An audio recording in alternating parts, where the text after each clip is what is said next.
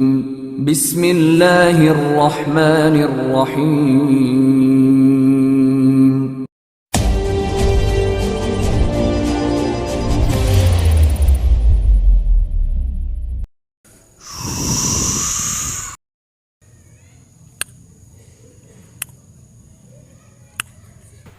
السلام علیکم ورحمۃ اللہ وبرکاتہ۔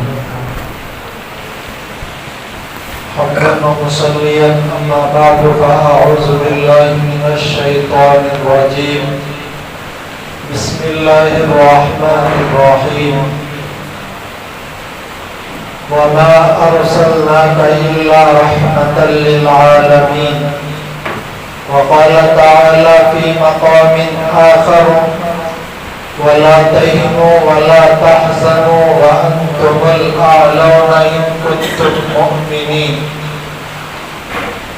صدق الله العظيم۔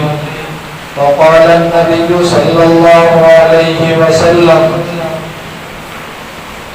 لا يؤمن أحدكم حتى أكون أحب إليه من والده وولده والناس أجمعين۔ وقال النبي صلى الله عليه وسلم المسلم أخو المسلم، أو كما قال عليه الصلاة والسلام۔ اللهم صل على محمد وعلى آل محمد كما صليت على إبراهيم وعلى آل إبراهيم إنك حميد مجيد۔ اللهم بارك على محمد وعلى آل محمد كما باركت على إبراهيم وعلى آل إبراهيم إنك حميد مجيد۔ محترم سامعین، برادران عزیز، عشق رسول صلی اللہ علیہ وسلم اور مسلمانوں کا آپس میں اتحاد، ان دو عنوانوں کے تحت کچھ ضروری باتیں عرض کرنی ہے۔ پہلی بات یہ ہے کہ اللہ تبارک و تعالیٰ نے ہمیں مسلمان بنایا، امت محمدیہ میں پیدا کیا۔ ہمارے لیے سب سے بڑی خوشی کی بات یہ ہے کہ ہم کو نبی صلی اللہ علیہ وسلم جیسا آخری مبارک پیغمبر دیا۔ آپ صلی اللہ علیہ وسلم نے ہمارے واسطے طرح طرح کی قربانیاں دی، طرح طرح کی تکلیفیں اٹھائی، طرح طرح کی مشقتیں برداشت کی۔ اللہ کے نبی صلی اللہ علیہ وسلم اگر چاہتے تو مالدارانہ زندگی بھی گزار سکتے تھے۔ اللہ کے نبی صلی اللہ علیہ وسلم نے مگر اپنی امت کو سبق سکھلانے کے واسطے عاجزانہ زندگی گزار کر سبق دیا کہ زندگی اس طریقے سے گزارے۔ دیکھیں، اللہ کے نبی صلی اللہ علیہ وسلم کبھی کبھار 3 دن تک فاقے سے گزار دیتے۔ یہ امت کے غرباء کو تسلی دینے کے لیے ہوتا تھا۔ اگر اللہ کے نبی صلی اللہ علیہ وسلم شاہانہ زندگی گزارتے تو یہ بھی گزارنے کا حق تھا، مگر نبی نے امت کو تسلی دینے کے واسطے تنگدستی کی زندگی گزار کر امت کو سبق سکھلایا۔ ایک مرتبہ حضرت فاطمہ رضی اللہ تعالی عنہا کے گھر میں 4 روٹیاں پکی۔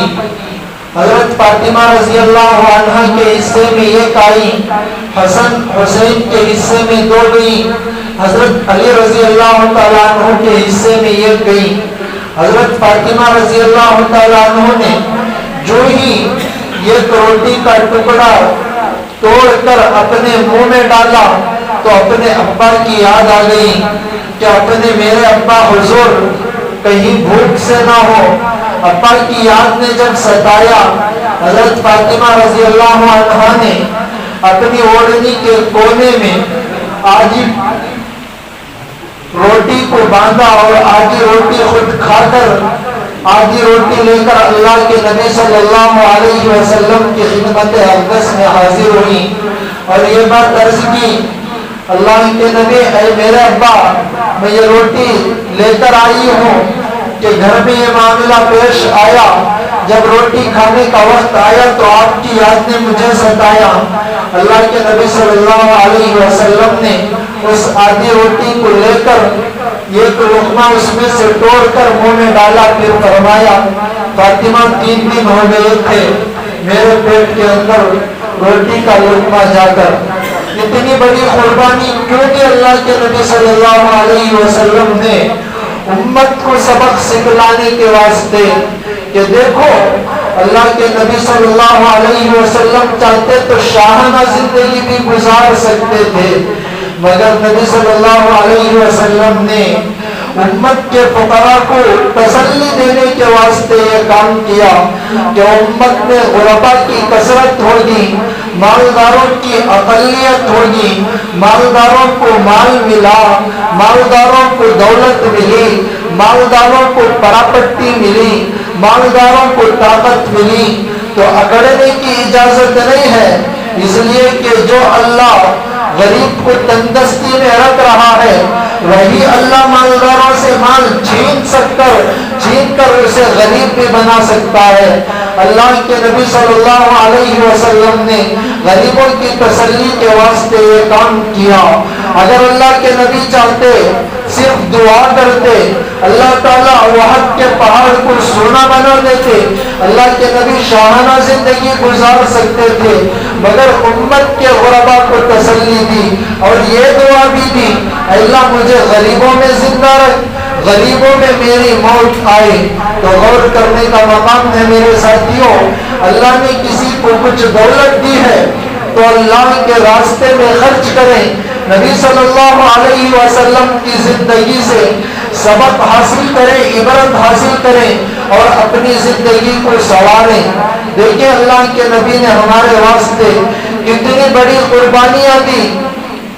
آج امت کا بہت بڑا طبقہ اللہ کے نبی صلی اللہ علیہ وسلم کی امتی ہونے کا صرف دعویٰ کر رہا ہے، مگر وقت جب آتا ہے قربانی دینے کا اس وقت قربانی دینے کے واسطے تیار نہیں ہوتا۔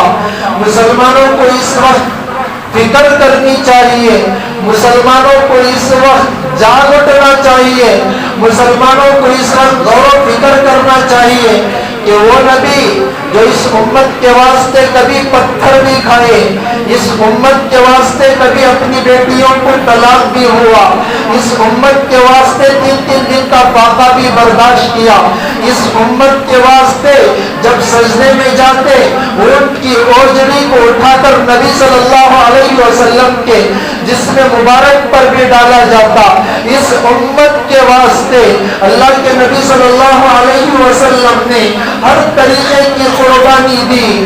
اللہ کے نبی صلی اللہ علیہ وسلم کے پاس اپنی بیٹی فاطمہ آئی اور آ کر بھوک کی ایک مرتبہ شکایت کی، اللہ کے نبی مجھے بھوک نے ستا دیا ہے۔ حضرت علی رضی اللہ عنہ کی اجازت سے آئی تھی۔ اللہ کے نبی صلی اللہ علیہ وسلم نے اپنی بیٹی کو فرمایا کہ فاطمہ چاہتی ہو تو میں تمہیں دنیا دوں، اگر تمہیں یہ پسند ہو کہ میں تمہیں آخرت دوں تو کچھ کلمات سکھلاؤں گا۔ فاطمہ نے وہ کلمات سیکھ کر واپس ہو گئی۔ تو غور کرنے کا مقام ہے میرے ساتھیوں، اگر اللہ کے نبی اس وقت چاہتے تو فاطمہ کو دولت دے کر شاہانہ زندگی گزارنے پر مجبور کر سکتے تھے، مگر فقراء کو تسلی دینے کے واسطے یہ سب کام کیا۔ آج اپنے نبی صلی اللہ علیہ وسلم کی ذات اقدس پر انگلی اٹھائی جا رہی ہے، اللہ کے نبی صلی اللہ علیہ وسلم کے بارے میں لغو باتیں، فضول باتیں دشمن بن رہے ہیں، اور آج ہمارے مسلمان اس وقت بالکل خاموش ہیں۔ یہ خاموشی کا وقت نہیں ہے، مسلمانوں کو اس وقت جاگ جانا چاہیے تھا۔ اللہ کے نبی صلی اللہ علیہ وسلم کی محبت کے خاطر جان دینے کا وقت آئے تو تب بھی پیچھے ہٹنے کی اجازت شریعت میں نہیں۔ اللہ کے نبی نے فرمایا، بخاری شریف کی حدیث ہے، لا یؤمن احدکم حتی اکون احب الیہ من والدہ وولدہ والناس اجمعین، کہ کوئی بھی اس وقت تک کامل مومن نہیں ہو سکتا جب تک کہ وہ اپنے والدین سے زیادہ، خود اپنے آپ سے زیادہ نبی سے محبت نہیں کر لیتا، اس وقت تک وہ کامل مومن نہیں ہو سکتا۔ حضرت ابوبکر صدیق رضی اللہ تعالیٰ عنہ بہت بڑے صحابی ہیں، امت کے اندر سب سے بڑا مقام حضرت ابوبکر صدیق کو حاصل ہے۔ بدر کے موقع پر، جنگ بدر کا موقع تھا، دشمنوں کی صف میں دشمنوں کے طرف سے ابوبکر کے بیٹے عبد الرحمن آئے تھے مسلمانوں کے خلاف، صحابہ کے خلاف جنگ کرنے کے واسطے۔ حضرت ابوبکر صدیق رضی اللہ تعالیٰ عنہ نبی صلی اللہ علیہ وسلم کے پاس آئے اور آ کر عرض کیا، یا رسول اللہ، آپ مجھے اجازت دیجئے کہ میرا بیٹا عبد الرحمن دشمنوں کی صف میں کھڑا ہے، میں اسے ختم کر دوں گا۔ اب دیکھیں، باپ اجازت مانگ رہا ہے بیٹے کو قتل کرنے کی، یہ کتنی محبت تھی نبی سے۔ اس واقعے سے سبق لگا کر دیکھیں، اللہ کے نبی صلی اللہ علیہ وسلم نے فرمایا کہ ابوبکر یہ کام نہ کرو۔ فوراً اللہ کے نبی صلی اللہ علیہ وسلم نے ابوبکر رضی اللہ تعالیٰ عنہ کو روک لیا۔ تو غور کریں میرے ساتھی، کتنی زیادہ محبت تھی اپنے صحابہ کو اللہ کے نبی سے۔ قرآن نے ان کی تعریف یوں ہی نہیں کر دی، اتنی بڑی قربانی اور اتنی بڑی محبت کی وجہ سے صحابہ کی تعریف قرآن میں رضی اللہ عنہم سے اللہ نے خود کی۔ رئیس المنافقین عبداللہ ابن ابی کا نام آپ نے سنا ہے، بڑا منافق تھا، منافقوں کا سردار تھا۔ ایک مرتبہ اس نے کہا کہ لا یخرجن الاعز منها الاذل، مدینے میں پہنچنے کے بعد ہم عزت والے ذلیل لوگوں کو نکال دیں گے۔ جب ان کے بیٹے جو صحابی تھے ان کو پتا چلا کہ میرا باپ اللہ کے نبی صلی اللہ علیہ وسلم کی شان اقدس میں اتنی بڑی گستاخی کی ہے، اور تلوار لے کر مدینے کے باہر کھڑے ہو گئے اور اپنے باپ کو کہا کہ تو اگر نبی سے معافی نہ مانگے تو میں تجھے مدینے میں داخل ہونے کی اجازت نہیں دیتا، میں تجھے ختم کر دوں گا۔ اللہ کے نبی صلی اللہ علیہ وسلم کو جب اس بات کا علم ہوا، نبی صلی اللہ علیہ وسلم نے فوراً منع فرمایا کہ عبداللہ، اے صحابی، تم اس طریقے کا کام نہ کرو۔ تو دیکھیں صحابہ کی کتنی زیادہ محبت اپنے نبی سے تھی۔ آج صرف دعوے ہو رہے ہیں، کام کا وقت آتا ہے تو سب پیچھے ہٹ جاتے ہیں۔ اللہ کے نبی کی شان میں کئی جگہ پر ہمارے اس ملک کے اندر گستاخی ہوئی، مسلمان خاموش رہے۔ مسلمانوں میں بھی وہ عہدیدار جن کو اللہ نے عہدے سے نوازا، ان عہدیداروں نے خاموشی اختیار کی۔ دیکھیے، حکومت کفر سے چل سکتی ہے مگر حکومت ظلم سے نہیں چل سکتی۔ اللہ کے نبی نے ایک قانون بتلایا ہے کہ اگر کافر بڑا ہو جائے تو اسے تم اپنا حاکم مانو، مگر ظالم بڑا ہو تو اسے اپنا حاکم ماننے کے بجائے اس کی مخالفت میں کھڑا ہونا پڑے گا کہ اس کی عقل ٹھکانے پر آئے۔ آج اتنی شان میں گستاخی ہوئی، غیر تو غیر مسلمان بھی جن کو اللہ نے عہدوں سے نوازا تھا یہ بھی خاموشی اختیار کر گئے۔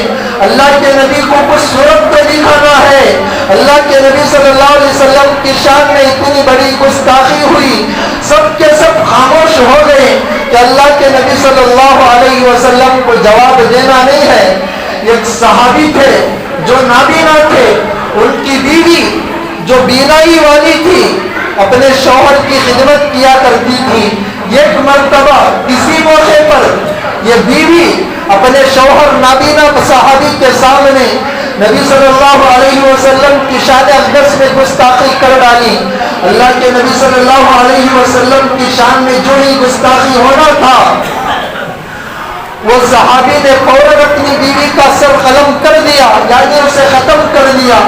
دیکھیں، بیوی ہی تھی جو ان کی خدمت کرتی تھی، حالانکہ نابینا تھے، مگر اس کے باوجود اپنی بیوی کو بھی ختم کر رہے ہیں نبی کی محبت میں۔ آج ہم دعوے تو بڑے کرتے ہیں، جب وقت آتا ہے تو پیچھے ہٹ جاتے ہیں۔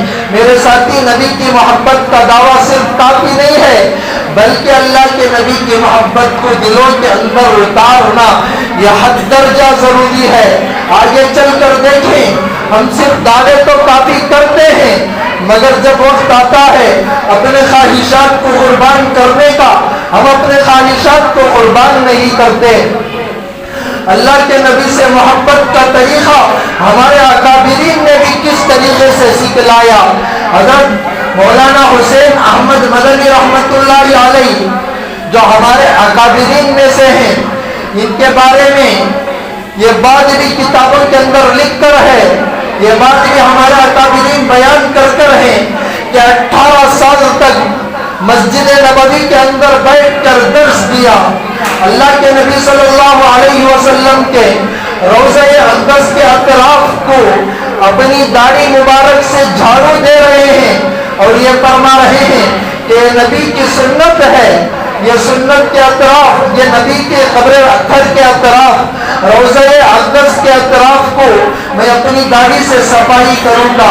اس حسین احمد مدنی کے بارے میں آتا ہے کہ جب مدینے سے واپس آئے، دارالعلوم کے اندر ایک باغ تھا جس میں مختلف طریقے کے درخت لگائے جاتے تھے خوشبو کے واسطے، مگر جب حسین احمد مدنی آئے، سارے ساتھیوں کے درمیان میں ایک کیکر کا درخت لے کر گئے، لے کر جا کر کیکر کا درخت اس باغ کے اندر لگایا۔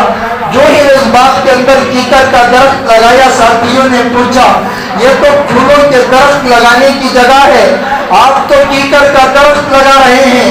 حضرت حسین احمد مدنی نے بڑا پیارا جواب دیا کہ میں کیکر کا درخت اس لیے لگوا رہا ہوں کہ اللہ کے نبی صلی اللہ علیہ وسلم بیعت رضوان جس درخت کے نیچے لیے تھے، جس درخت کے نیچے لیے تھے وہ کیکر کا درخت تھا۔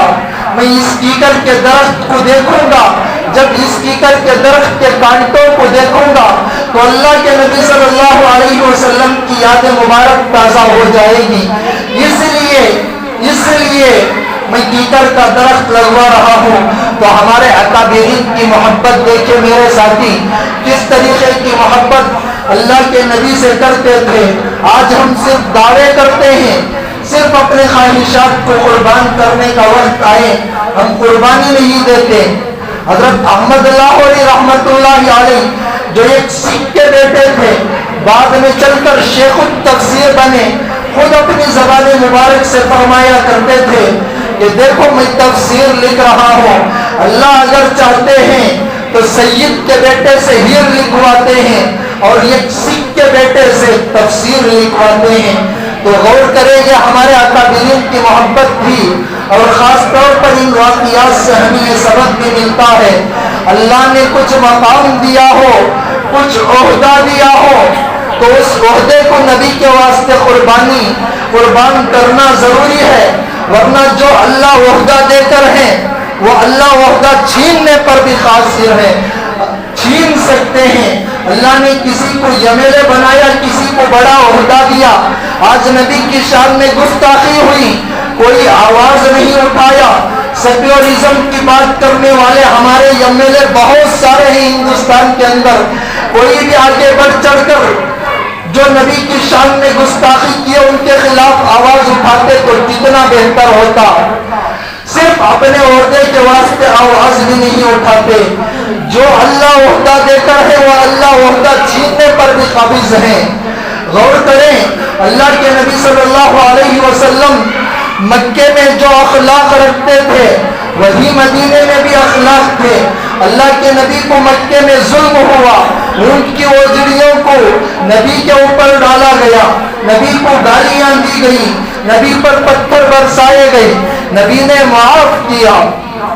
آگے چل کر دیکھیں، مدینہ المنورہ کے اندر اللہ کے نبی تھے، اس کے باوجود مشرکین سے رہا نہ گیا، تکلیفیں پہنچانے کی مختلف تدبیریں اختیار کی، جنگیں ہوئی، اللہ کے نبی صلی اللہ علیہ وسلم فاتح بنے، فتح مکہ کا موقع آیا، اللہ کے نبی صلی اللہ علیہ وسلم مکے کے اندر فاتح بن کر داخل عاجزی سے ہوئے، اور جو تکلیف پہنچا رہے تھے، جو قتل کرنے کے در پر تھے نعوذ باللہ، ان کو ایک بول پر معاف کر دیا کہ جاؤ میں تمہیں معاف کرتا ہوں۔ تو غور کرنے کا مقام ہے کہ اللہ کے نبی صلی اللہ علیہ وسلم جب فاتح بن کر مکے کے اندر گئے تب لوگوں نے تعریف کیا کہ دیکھو یہ تو خوش اخلاق والے ہیں، ہمارا قتل کر سکتے تھے مگر سب کو معاف کر دیا۔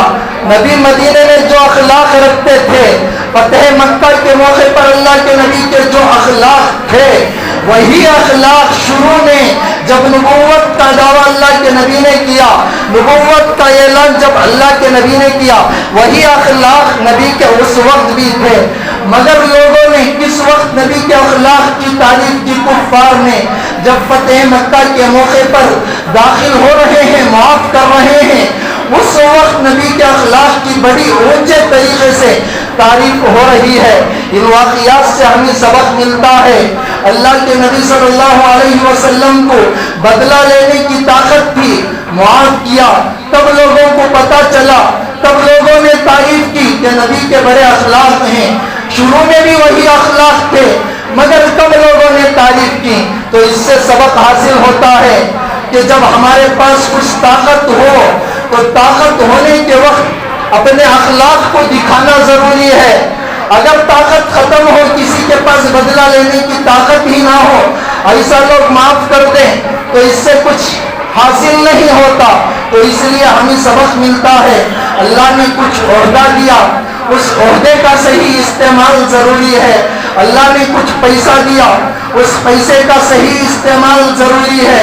اللہ نے کچھ دولت دی، اللہ نے کچھ امیر بنایا، اللہ نے کچھ چار لوگوں کے درمیان میں بیٹھ کر بات کرنے کی کیپیسٹی، طاقت دی، تو اس کا صحیح استعمال ضروری ہے۔ ورنہ وہی اللہ جو عہدہ دے کر آزما رہے ہیں، چھین کر بھی آزما سکتے ہیں۔ اللہ کو طاقت ہے دینے کی بھی، چھیننے کی بھی۔ یا اللہ کے واسطے جو کچھ بھی ہو اللہ کے واسطے کریں، اور اگر نبی کی شان میں کہیں گستاخی ہو تو سب سے پہلے وہی لوگوں کو آواز اٹھانا ضروری ہے جن کو اللہ نے کچھ عہدوں سے نوازا ہے۔ تو بہرکیف میری یہ حج کی ساری بات کا مقصد یہی ہے کہ نبی کے واسطے ہر تن من دھن کی قربانی دینا ضروری ہے، ورنہ ہم صحیح طریقے کے مومن نہیں ہو سکتے۔ اللہ سے دعا کرے اللہ تبارک و تعالی ہم تمام کو ان باتوں پر عمل کرنے والا بنائے۔